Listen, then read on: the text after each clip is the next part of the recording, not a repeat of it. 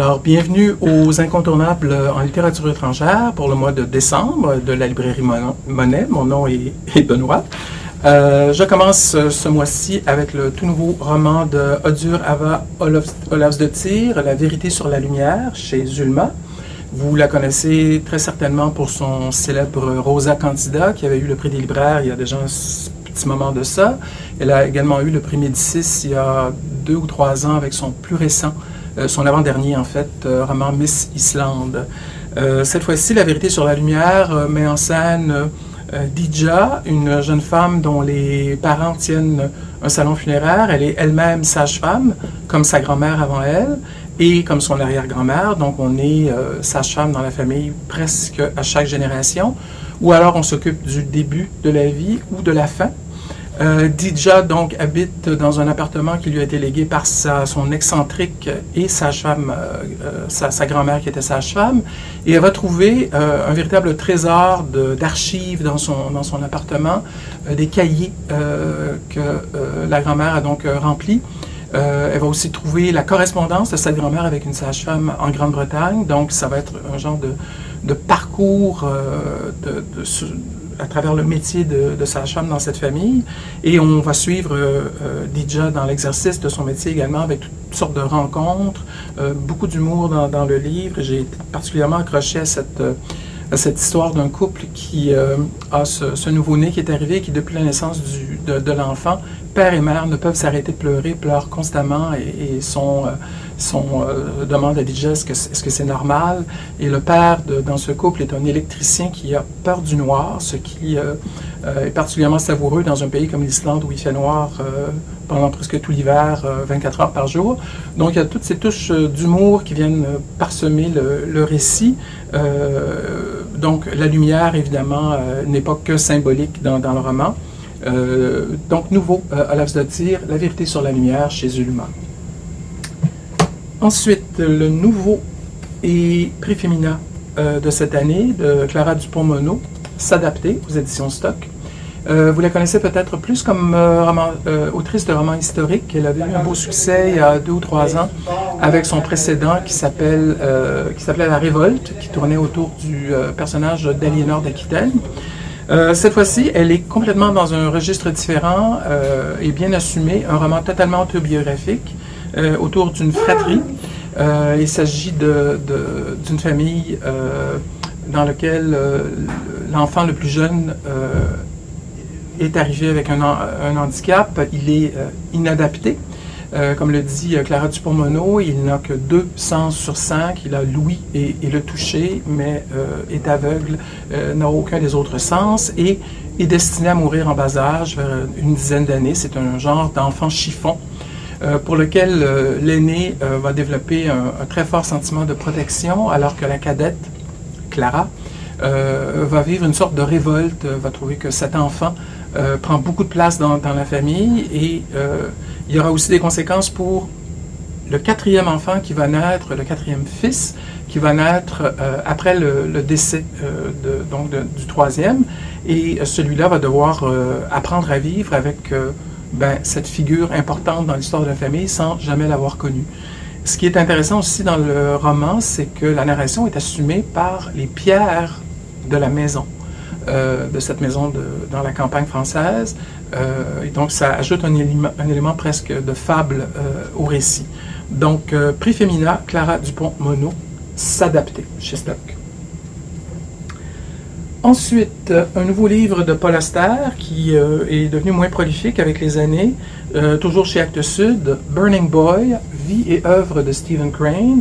Vous avez peut-être déjà deviné qu'il ne s'agit pas d'un roman cette fois-ci, mais d'un récit biographique autour de Stephen Crane, qui est un écrivain qui a écrit un des grands classiques de la littérature américaine du 19e, donc L'insigne rouge du courage, qui est réédité chez Gallmeister de façon très opportune.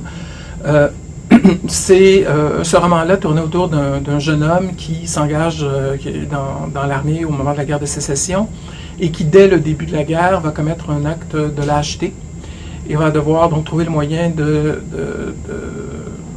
vivre une rédemption. Il va le trouver, ce moyen, et poser un acte de courage.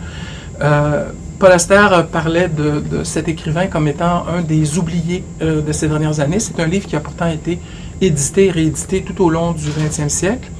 Et il y a quelques années, Paul Auster, au début je dirais, de la montée de Donald Trump aux États-Unis, trouvait qu'il y avait un singulier manque de courage politique dans le monde politique américain et constatait aussi qu'on avait beaucoup oublié, on avait enfin oublié Stephen Crane. Il avait donc décidé de se consacrer, de replonger dans cette œuvre et dans la vie de l'auteur, puisque comme vous le voyez, c'est une bonne brique.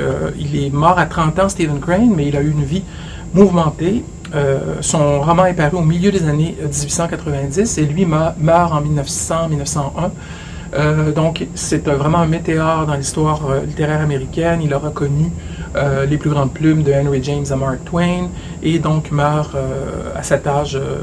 Il aura littéralement brûlé, donc d'où le titre Burning Boy, Paul Auster, chez Actes Sud, et L'insigne rouge du courage de Stephen Crane chez Gallmeister. Une belle découverte en ce qui me concerne cet automne, Nino Haratichvili, Le chat, le général et la corneille chez Belfond. C'est une autrice, malgré le Nino dans son nom. Un roman ample qui ratisse large. La guerre en Tchétchénie avec la Russie dans les années 90, un roman écrit en flashback avant-arrière. Donc, 3 personnages principaux. Le chat, c'est une jeune fille qui, en 1994, vit dans un petit village tchétchène et ne rêve que de pouvoir fuir le village. La guerre n'est pas commencée, mais on sent qu'elle affleure. Il y a une sorte de délire patriotique qui commence à animer les habitants du village. Et elle a, une folle envie d'aller vivre sa vie ailleurs, ce qu'elle va faire, puisqu'on sait qu'elle va aboutir à Berlin. On va en passer par le général, lui qui est un oligarque russe qui vit dans la Russie moderne, dans la Russie presque mafieuse moderne, et qui a, 20 ans auparavant, été soldat dans l'armée russe en Tchétchénie. Et le troisième personnage, la Corneille, c'est un journaliste berlinois qui enquête sur des exactions qui auraient été commises par l'armée russe en Tchétchénie. Et donc, le général est... c'est pas un grand punch que je vous vends, a certainement été impliqué dans ces exactions. Et comment ces 3 personnages-là vont se rencontrer, c'est tout le centre, tout le propos du roman de Nino Haratichvili. Je l'ai tout juste commencé. Je peux vous dire que déjà, en partant, elle a un talent extraordinaire pour vous faire vivre. Je suis jamais allé en Tchétchénie et après 15 pages, j'ai l'impression de connaître vraiment la froideur des hivers tchétchènes. Elle a une façon de parler des montagnes, du ciel. Bref, on sent bien que ce sera un arrachement pour la jeune Cécilie qui devra quitter son pays pour habiter à Berlin. Donc, Le chat, le général et la corneille chez Belfond. Ensuite, un très court et très touchant petit livre de Chimamanda Ngozi Adichie, Notes sur le chagrin chez Gallimard. Adichie, vous la connaissez sûrement pour son petit opus Nous sommes tous féministes, qui a été un énorme succès en librairie. C'est aussi une grande romancière, bien sûr, avant toute chose, notamment pour son roman Americana. Adichie, donc, comme plein de gens depuis 1 an et demi, a vécu un deuil qui l'a complètement assommé. Elle a perdu son père, qui avait 88 ans, au Nigeria. Or, elle vit 6 mois par année aux États-Unis et donc son père meurt au moment où elle est bloquée aux États-Unis. Elle ne peut donc pas faire son deuil et surtout pas par Zoom. Et va donc passer un moment très dur où elle va analyser, je dirais, ou plutôt écrire toutes ses sensations, ses réflexions sur, par exemple, les condoléances. Pourquoi elle refuse de recevoir les condoléances? Accepter les condoléances et accepter le départ de l'être cher. Or, elle est éloignée comme elle est, dans l'impossibilité de faire ce deuil et de vouloir faire ce deuil. Donc, c'est sans sensiblerie, c'est vraiment très, très magnifiquement écrit. Notes sur le chagrin de Chimamanda Ngozi Adichie chez Gallimard. Le nouveau livre de Déborah Lévy, le nom vous sonne peut-être une cloche, c'est elle qui a gagné le prix féminin étranger l'an dernier, non pas pour un, mais 2 livres, ce qui est tout à fait exceptionnel. 2 petits livres qui étaient publiés aux éditions du Sous-sol, comme ce 3e, qui font tous les 3 partie d'une sorte de trilogie. Ce n'est pas du roman, c'est plus du récit, qui tourne autour de, de l'autofiction. Déborah Lévy, dans les 2 premiers, Le coût de la vie et ce que je ne peux pas savoir, passe cette fois-ci à sa relation à sa maison. C'est en continuité avec les réflexions d'une Virginia Woolf, par exemple, avec Une chambre à soi.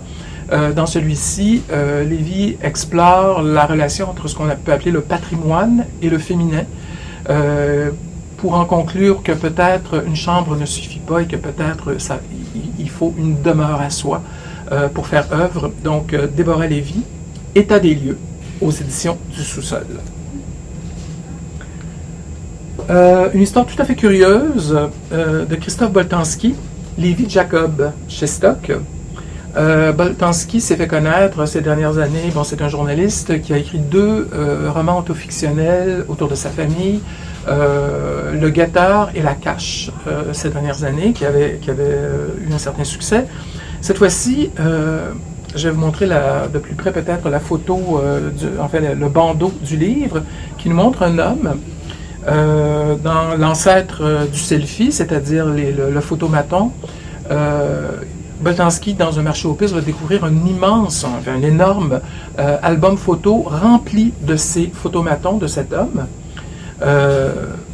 Et va se poser la question, mais quel est l'intérêt de remplir un album photo de ces photos dans lesquelles le bonhomme en question est accoutré différemment. Il y a une note au tout début de l'album avec le nom de l'homme. Et Boltanski va se mettre à imaginer qui aurait pu être cet homme, sa vie. Et puisqu'il a le nom, va commencer aussi à chercher via Internet, commencer à faire une recherche pour savoir qui il était, et va rapidement découvrir que cet homme travaillait à l'ambassade d'Israël à Paris. Il va donc se demander, et c'est un homme qui avait plusieurs passeports, donc il va commencer à se demander, est-ce que ce serait un espion? Qui était donc cet homme? Et il va finir par découvrir que la réalité va rejoindre peut-être sa fiction. Donc, un roman, pas un roman, un récit tout à fait curieux autour d'une histoire vraiment inusitée, Lévy Jacob de Christophe Boltanski, chez Stock. Un nouveau Somoza, José Carlos Somoza, L'origine du mal, chez Actes Sud, l'auteur de La théorie des cordes, entre autres, de Clara et la pénombre. Un roman assez complexe autour d'une amitié et d'une trahison. 2 jeunes hommes, pendant la guerre civile espagnole, se lient d'amitié. Ils sont phalangistes, donc du côté de Franco. Et ils vont se retrouver une quinzaine d'années plus tard dans le Rif, c'est-à-dire dans le Maghreb au moment de la guerre d'indépendance d'Algérie, au moment où le Maroc obtient son indépendance. Ils sont dans cette protectorat espagnol. Et le passé va les rejoindre, puisque dans le contexte géopolitique très spécifique de l'époque, cette trahison va intervenir. Donc, L'origine du mal de Somoza chez Actes Sud. Je vais peut-être faire tourner le sang dans les veines, donner un coup de chaud ou un coup de froid à quelques auditeurs, spectateurs. Le nouveau livre, le nouvel essai de Alain Finkielkraut, L'après-littérature, chez Stock. Finkielkraut est devenu un personnage extrêmement controversé dans la France d'aujourd'hui, donc au Québec aussi parfois. Quelqu'un qui appartenait à la gauche classique, qu'on classe aujourd'hui comme réactionnaire. Personnellement, j'avoue avoir toujours beaucoup d'intérêt pour les propos de Finkielkraut lorsqu'il parle, par exemple, de littérature. Il avait écrit un très beau livre aussi avec le journaliste québécois Antoine Robitaille à la fin des années 90 qui s'intitulait L'ingratitude. Très beau texte. Je suis parfois un peu dubitatif devant les propos de Finkielkraut lorsqu'il parle, par exemple, le féminisme, MeToo. Sur l'écologie, il dit des choses un peu étonnantes également. Lorsqu'il parle, cela dit, de littérature, lui qui a toujours une citation de Hannah Arendt ou de Milan Kundera au bout de la plume, Kundera étant un de ses amis. Les propos qu'il tient sur la littérature sont tout à fait dans la lignée de ce que Kundera écrivait, par exemple, dans L'Art du roman ou Les Testaments trahis. Il a une finesse d'analyse, et notamment autour de Philip Roth dans cet essai, et sur le côté, prémonitoire de l'œuvre de Philip Roth dans La Tâche, par exemple. Donc, un livre qui pour ceux qui aiment lire des essais dans lesquels on n'est pas toujours d'accord avec ce qui est dit, qui provoque la réflexion et qui provoque même parfois l'engueulade mentale avec l'auteur, mais c'est très stimulant. Bref, l'après-littérature de Alain Finkielkraut chez Stock. Je termine rapidement avec un nouveau Modiano, Chevreuse, le prix Nobel donc, de littérature, qui ajoute une brique à la cathédrale qu'il construit maintenant depuis 1968. Des thèmes qui sont toujours un peu semblables. On dit, et c'est devenu un peu un cliché de dire, que la petite musique modianesque tourne toujours un peu autour des mêmes sujets, autour des mêmes thèmes. C'est encore une fois vrai pour Chevreuse, donc chez Gallimard de Modiano. Et toujours chez Gallimard, un écrivain fort populaire dont j'ai apprécié plusieurs des romans, notamment ses romans historiques, celui qui lui avait valu le Goncourt du premier roman, L'Abyssin, de même que Le Grand Cœur, il avait eu le Goncourt tout court pour Rouge Brésil également. Cette fois-ci, il nous livre deux livres autour de l'alpinisme, un qui est un roman d'amour, donc un homme et une femme qui sont fans d'alpinisme, Les Flammes de Pierre, et puis si vous voulez plonger plus avant dans le rapport de Jean-Christophe Ruffin à cette pratique de l'alpinisme, il publie un livre d'entretien avec Fabrice Lardreau qui s'intitule « Montagne humaine » chez Artaud, donc de Jean-Christophe Ruffin. Et pour terminer, un autre bon coup de Gallmeister, une réédition du roman de Thomas Savage, Le pouvoir du chien. Ce livre-là était paru à l'origine en 1967, donc il y a un bon moment. On y abordait de front ce que l'on n'appelait pas à l'époque, mais qu'on appelle maintenant la masculinité toxique. Ça se passe sur un ranch dans le Midwest, aux États-Unis, donc homophobie, masculinité toxique.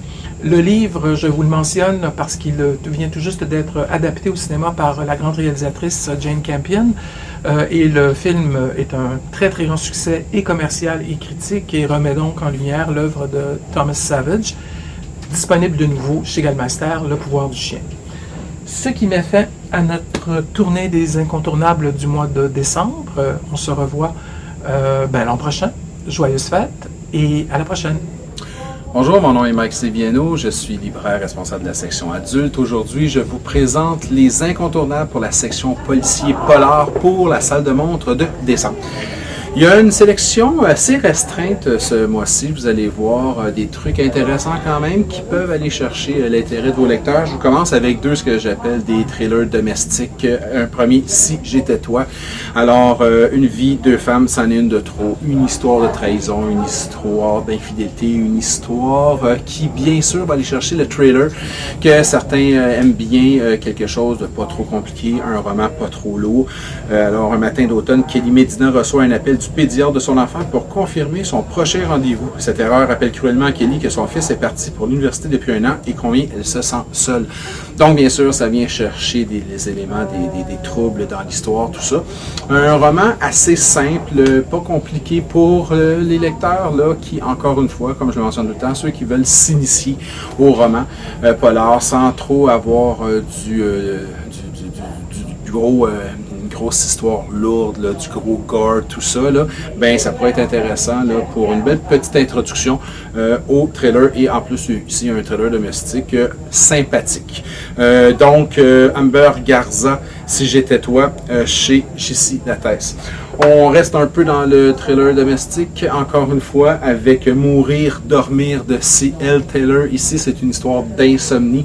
Donc, un personnage insomniaque qui n'arrive pas à trouver le sommeil et inévitablement, ces insomnies-là viennent causer un certain problème lorsque, pour échapper à la culpabilité qui la hante, elle quitte sa vie et se trouve un travail dans un hôtel sur Rhum, une île écossaise isolée. Donc, on s'entend pour dire que là, on est dans les secrets. dans l'isolement, dans le huis clos, le cocktail là, qui permet justement à un trailer là, d'avoir tous les éléments justement là, qui permettent là, d'avoir une belle tension, quelque chose d'intéressant. Assez simple encore une fois, une belle écriture, belle présentation. Efficacité pour encore une fois les lecteurs, les lectrices là, qui sont pas très friands de grands polars ou qui connaissent pas beaucoup ça. Une porte d'entrée. Encore une fois, ça, c'est vraiment une belle porte d'entrée. Puis, ben, une belle ambiance créée là, par cet isolement. Une île écossaise, il fait froid, un hôtel, ça, c'est clair qu'on a vraiment, comme je vous dis, tous les ingrédients pour tenter certains lecteurs, C.L. Taylor, Mourir, dormir, aux éditions, ici, à ce moment-là, Marabout, dans la collection Black. Alors, voilà. Un peu dans le même ton, encore une fois, quoique on est moins dans le thriller domestique, on est beaucoup plus là, dans le thriller général, je dirais. On est du Celle qui brûle de Paula Hawkins, on est chez Sonatine. Je vous rappelle que c'est celle qui avait écrit La fille du train, il y a eu un film qui s'est fait. Le film était bon moyen pour certains. Le roman avait eu quand même beaucoup d'intérêt, c'était intéressant, il y avait une belle teneur, je dirais, un beau rythme. On est encore sensiblement dans ça. 3 femmes qui sont frappées par l'assassinat d'un de leurs proches et inévitablement, ben, dans un contexte de trahison, ces 3 femmes-là vont devoir faire appel, je dirais, à leur solidarité et en même temps un peu à leur doute et à leur inquiétude une envers l'autre pour un peu savoir un peu ce qu'une a fait, ce que l'autre n'a pas fait, qui c'est quoi. Donc, un genre de roman, sur la trahison, sur la confiance, un thriller, vraiment dans le thriller, où il y a 3 victimes qui sont à ce moment-là, qui se confrontent et qui sont confrontées une à elle, une envers l'autre. Qu'est-ce que ça va donner, en tout pour cette histoire-là? Ben, il faudra le lire jusqu'au bout, hein. Vous aurez sans doute des lecteurs qui vont être intéressés. Là, on est vraiment, je dirais, dans le standard, dans le thriller standard, dans l'écriture, avec vraiment tous les ingrédients, le rythme, le sujet, les rebondissements. Alors, 3 personnages, ça permet des rebondissements. On a à peu près tout dans ça. Paula Hawkins, Celle qui brûle, Sonatine. Un bon moment de lecture. Pas rien qui sort des tracks, pas rien qui sort des sentiers battus. On est quand même dans le conventionnel, je dirais, mais on est dans l'efficace. Alors, ça peut aller chercher un type de lecteur. Nicolas Beuglet, Le passager sans visage, aux éditions XO. Beuglet, c'est une valeur sûre. Je dirais maintenant, c'est rendu une valeur sûre avec des titres, entre autres, comme Le Cri, Le Complot. À ce moment-là, c'est un phénomène dans le polar français. Encore une fois, ici, ça se passe à ce moment-ci dans un train, dans un déplacement. On se promène des confins de la campagne écossaise aux profondeurs de la forêt noire où prend vie le conte le plus glaçant de notre enfance. Jamais Grace n'aurait pu imaginer monter dans ce train surgi de nulle part et affronter le passager sans visage. On a l'impression d'avoir un genre de film noir, film de terreur des années 40, L'homme invisible, doublé avec un genre de suspense à la Hitchcock un peu. Il y a quelque chose dans ça d'extrêmement intéressant. On est en plein déplacement, on est dans le train. Donc, je vous en parle souvent, j'aime ce genre d'ambiance-là où on est dans un huis clos, on est dans l'isolement, mais dans un espace en déplacement. Ils sont dans le train, il se passe quelque chose là. Avec Beuglet, c'est toujours extrêmement intéressant, c'est efficace, belle présentation. Un beau souci également, je dirais, de son lectorat, dans le sens où il se renouvelle. Il n'est pas toujours dans le même ton, dans les mêmes eaux, dans les mêmes ambiances. Il va se renouveler. On a l'impression qu'il veut à ce moment-là plaire à son lectorat pour les amener ailleurs, pour leur donner d'autres choses, pour varier un peu son écriture et ses sujets. Et c'est ça qui arrive exactement avec ça. Une belle histoire là, de souvenirs, de passé, de mémoires qui reviennent. Et puis, bien, il se passe plein de choses. On est dans l'anonymat et dans la surprise. Le passager sans visage de Nicolas Beuglet aux éditions XO. C'est intéressant. Anne-Métique Hancock, Trompe-l'œil chez Albin Michel. Histoire de disparition, de réapparition ou de supposition. C'est vraiment ça. Donc, on est là, ici, dans le roman policier avec enquête. On a quitter un peu le trailer là, pour être un peu plus dans l'enquête ici, avec, bon, bien sûr, une disparition et une journaliste qui enquête. Bon, c'est tendance, là, les enquêteurs sont moins présents, c'est plus les journalistes qui enquêtent. Néanmoins, on est dans cette situation-là. Alors, un personnage disparu qui va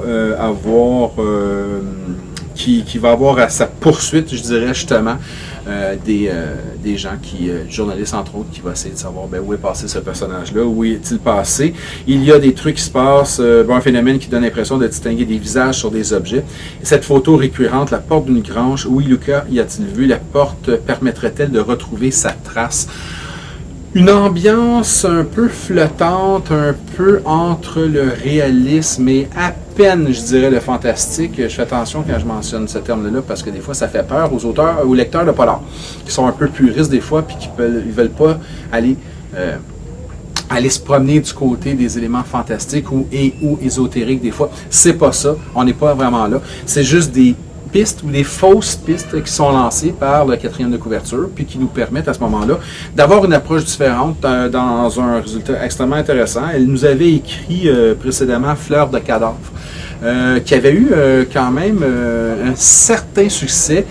Ici, de ce côté-ci, je dirais au Québec, pas beaucoup. Du côté de la France, les critiques étaient quand même relativement assez bonnes, assez bien.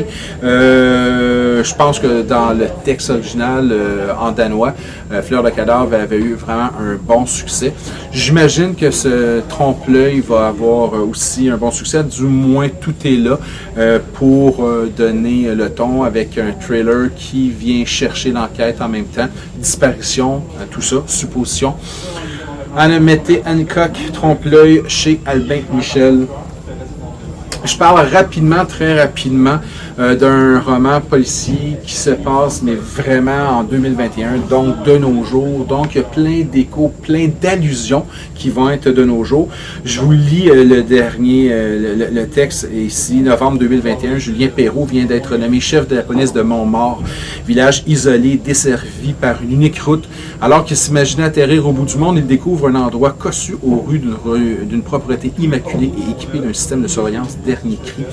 Un livre, un polar avec un genre d'enquête policière vraiment, avec un petit fond, je dirais, de critique ou d'allusion sociale sur l'isolement, être enfermé, la délation, la surveillance, tout ça, tout semble un peu lié à notre contexte actuel.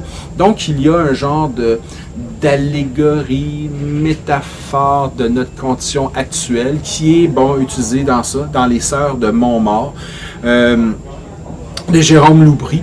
Jérôme Loubry nous a offert plusieurs romans précédemment. Jérôme Loubry est un auteur extrêmement intéressant. Il manipule très bien et les récits, et les personnages, et son lectorat.